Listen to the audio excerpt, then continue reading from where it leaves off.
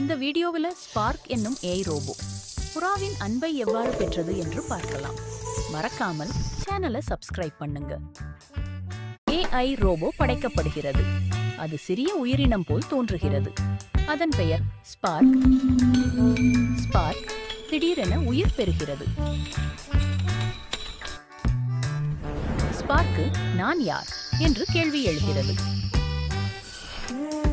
வெளியே சென்று பார்க்கலாம் என்று ஸ்பார்க் ஆய்வகத்தை விட்டு வெளியேறி மழைக்காட்டில் நடந்து செல்கிறது.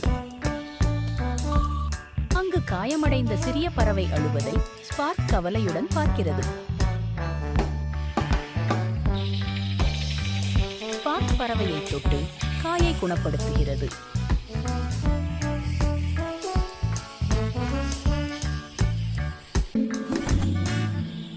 குணமடைந்த பறவை விளையாடுகிறது.